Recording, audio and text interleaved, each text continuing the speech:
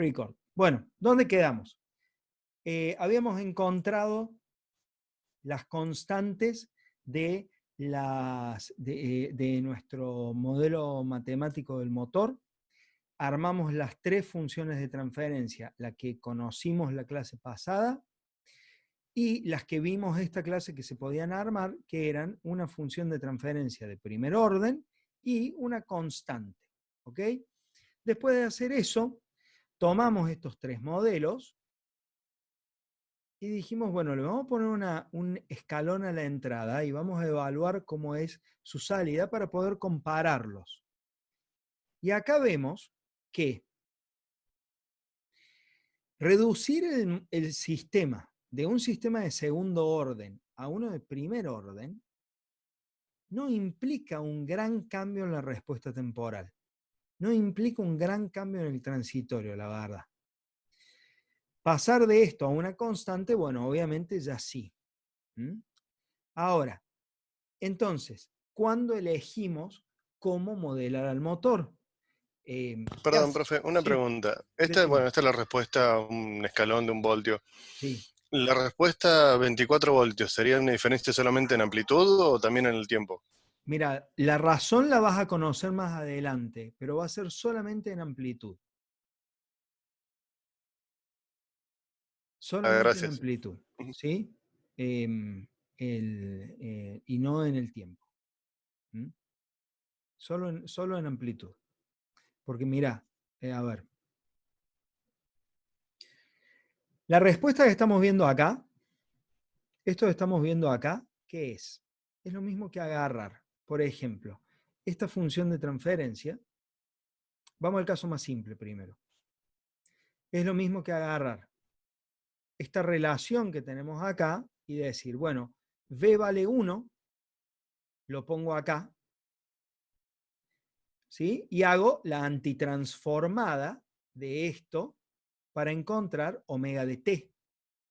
Omega de t, ¿sí? La velocidad en el dominio del tiempo es esta constante multiplicada por la tensión de entrada, que es 1.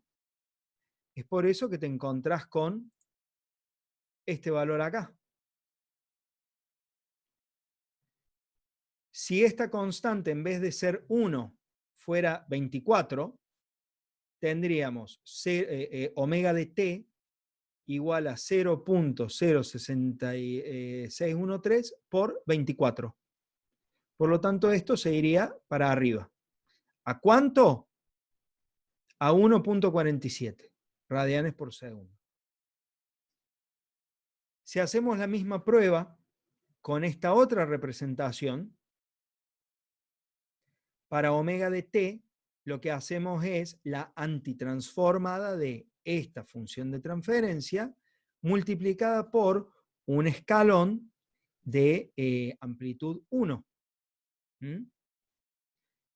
Y ahí lo que vamos a obtener va a ser la curva verde. Si ese escalón, en vez de ser amplitud 1, es de amplitud 24, bueno, en vez de ser 1 sobre S, va a ser 24 sobre S, y lo único que va a cambiar va a ser el numerador de esto.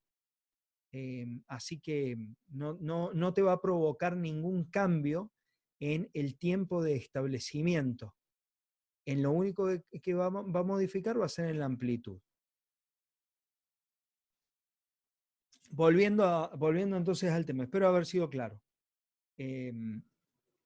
Volviendo al tema, entonces, vemos que entre la representación completa y la de un solo polo no hay demasiada diferencia, ¿sí?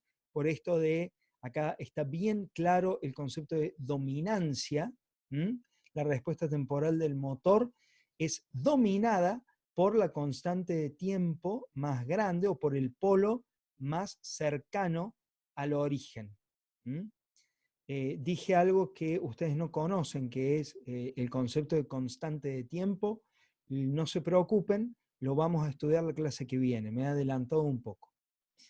Ahora, ¿cuándo entonces, cómo elegimos cuál usar? Porque, por supuesto, usar una constante es más fácil que usar una función de transferencia de segundo orden a la hora de diseñar. ¿Cuándo elegimos? ¿O cómo elegimos? Bueno, va a depender del problema en el cual este motor esté inmerso.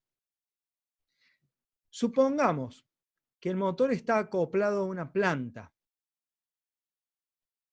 que tiene esta función de transferencia. G1 de S es igual a 1 sobre S más 1000. ¿Sí? Bueno, en este caso, acá tenemos dibujadas las respuestas temporales, ¿sí? Pongo un escalón de 1 voltio a la entrada para este sistema donde la planta es siempre la misma, es esto de acá, y el motor, la función de transferencia del motor la vamos cambiando, ¿sí? Vamos poniendo la función de transferencia de segundo orden, la de primer orden y la constante, ¿sí? Y ahí tenemos las 3 curvas. ¿Qué les parece? En este caso, ¿vale la pena considerar el motor completo?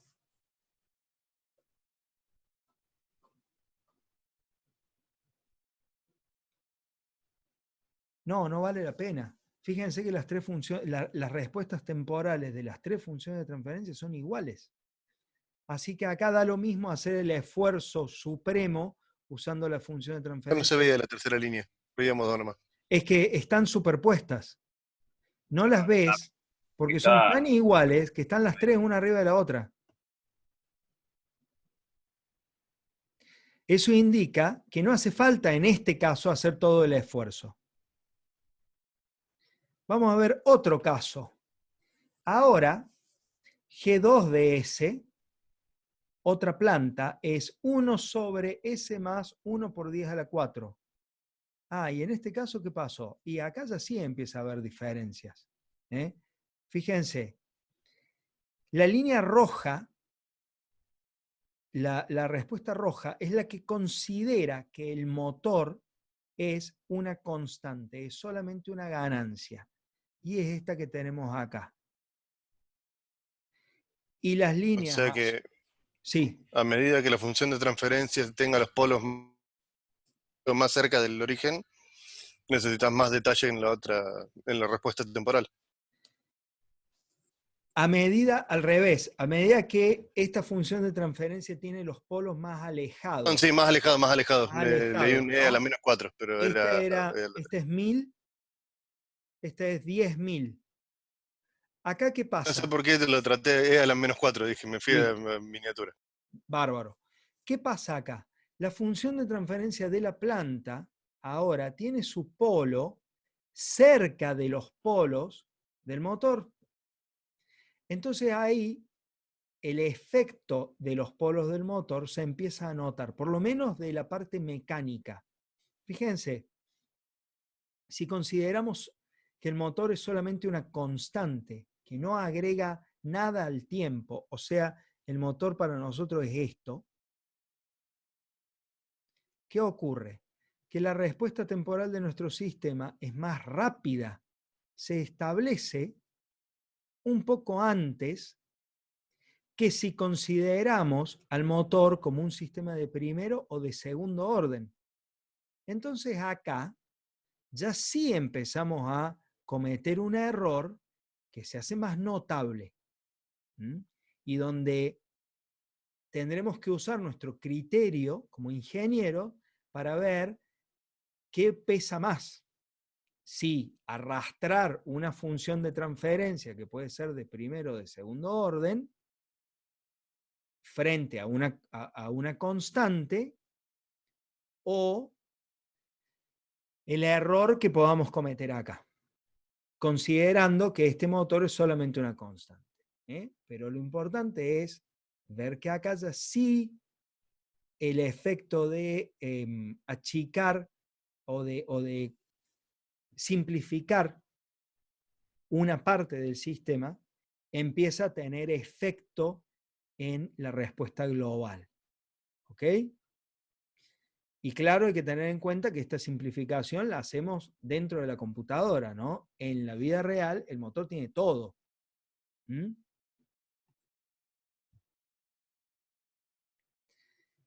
¿Y qué pasa en el último paso, que es la simulación?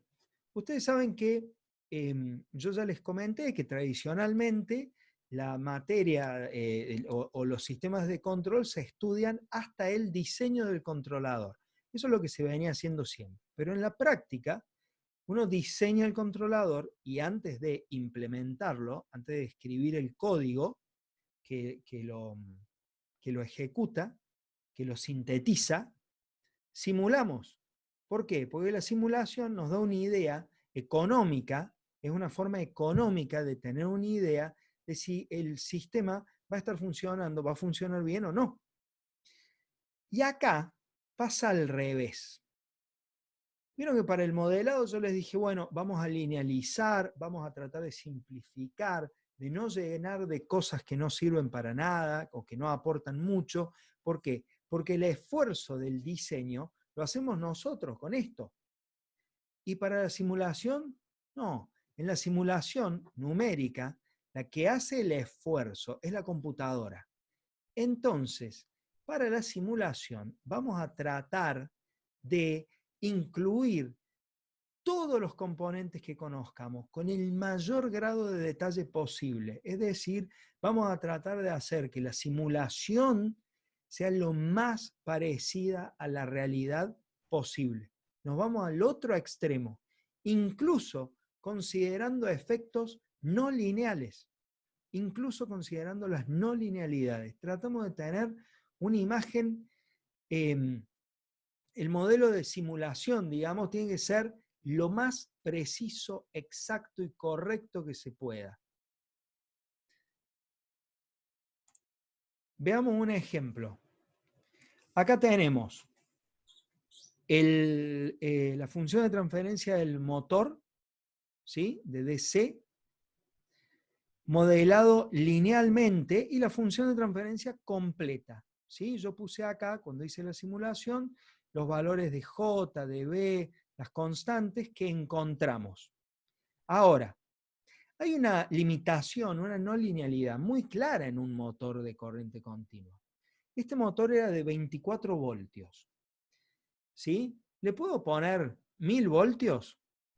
No, claramente no. Si le pongo 1000 voltios, lo voy a explotar al motor.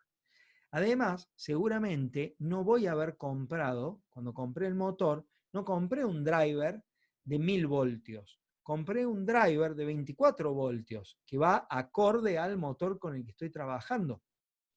Entonces, la energía que voy a tener disponible en la vida real, la tensión, mejor dicho, que voy a tener disponible, van a ser solamente 24 voltios. Y a eso lo puedo simular como una saturación, ¿sí? Al motor puedo entrar solamente con tensiones en el rango de 24 voltios. Entonces, ¿qué vamos a hacer ahora? Vamos a ponerle, está claro que son dos sistemas independientes, el de arriba y el de abajo, que van a ser atacados por una misma entrada, solamente a fines comparativos, ¿no? Y después vamos a ver, vamos a poder comparar sus dos salidas. Pero son dos cosas totalmente independientes. Entonces, si yo ataco este motor, estos dos motores, con un escalón de 5 voltios, como 5 es menor que 24, las dos salidas van a ser iguales. Acá se superponen ambas salidas. Ahora, ¿qué pasa si en vez de 5 voltios pongo acá un escalón de 30? En la simulación, ¿puedo poner un escalón de 30? Sí, por supuesto. ¿Quién me lo impide? Nadie. ¿Sí? Entonces vamos a atacar este sistema con 30 voltios y este sistema con 30 voltios. ¿Qué pasa acá? Ah, las respuestas son distintas. ¿Por qué? Y porque en la vida real tengo una limitación. Entonces, es más sano considerar a la hora de simular, es más sano y más útil considerar esta limitación, porque me va a dar un resultado más realista. Si yo no considero esa limitación, voy a creer que con este motor puedo llegar a esta velocidad de régimen. Y eso es un error.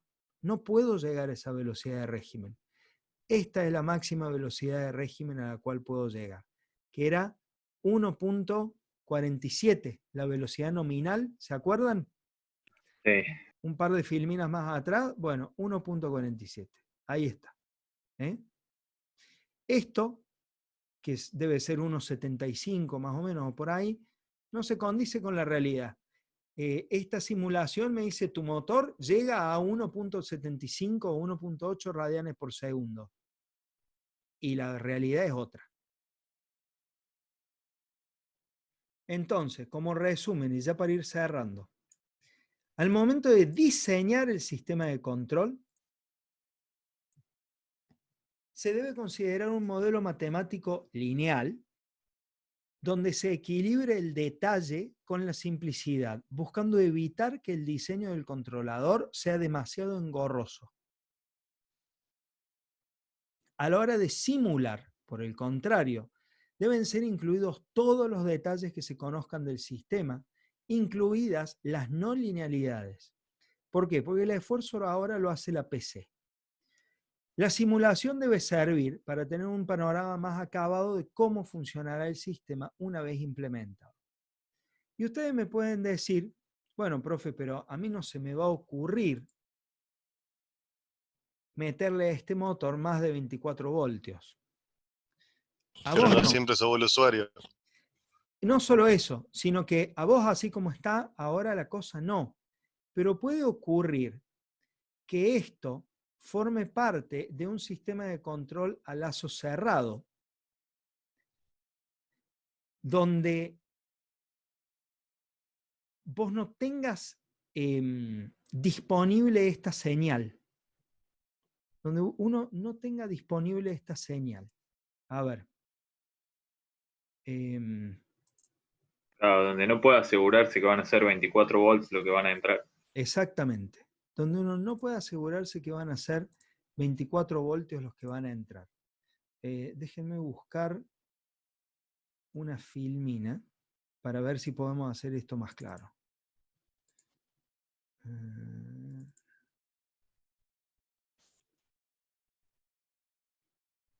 Déjenme buscar una filmina.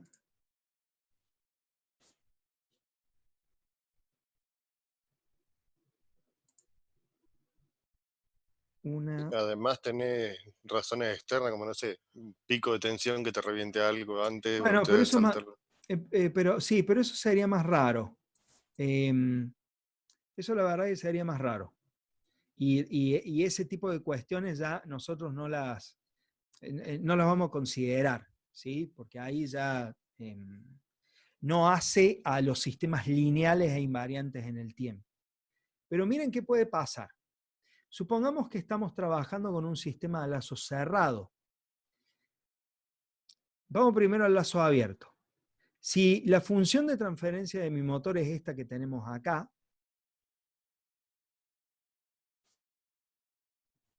yo voy a controlar esta señal X1. X1 es la tensión de alimentación que ingresa al motor. Perfecto, yo no le voy a poner más de 24 voltios.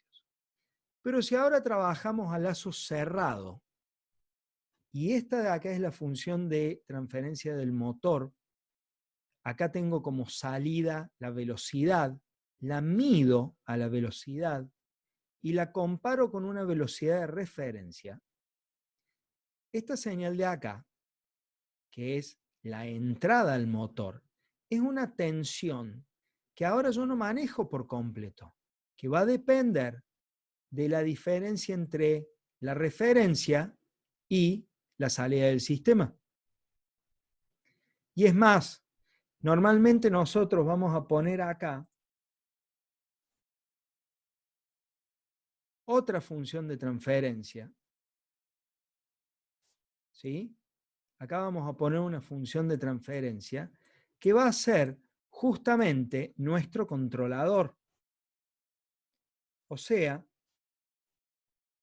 nosotros normalmente lo que hacemos es medir la diferencia entre la referencia a cuánto quiero que gire el motor y la salida, ¿a qué velocidad realmente gira el motor? Medimos esa diferencia y en función de eso tomamos alguna acción, ¿sí? Acá está mi código representando una función de transferencia. Y la salida de eso es lo que ataca al motor. ¿Y cómo sé que esta salida nunca va a dar un valor mayor que 24? Sí, lo validé en el código que escribí, supongo. O sea, Se puede validar, sí, se puede validar. Sí, aparte, a ver, ¿cómo sé que nunca va a dar más de 24? Bueno, en la implementación no va a dar más de 24 porque mi alimentación va a ser 24 voltios. Entonces no va a sobrepasar eso. Pero en la simulación, ¿quién me lo impide? En la simulación no lo impide lo que decís nadie. O sea, si esto lo estamos simulando, yo puedo poner acá una ganancia que sea 1000. Yo puedo poner acá, bueno, K igual a 1000. Entonces, cuando haya una diferencia de 1 radián por segundo entre la señal de entrada y la señal de salida, acá va a aparecer una señal de 1000 voltios, que en la simulación va a pasar.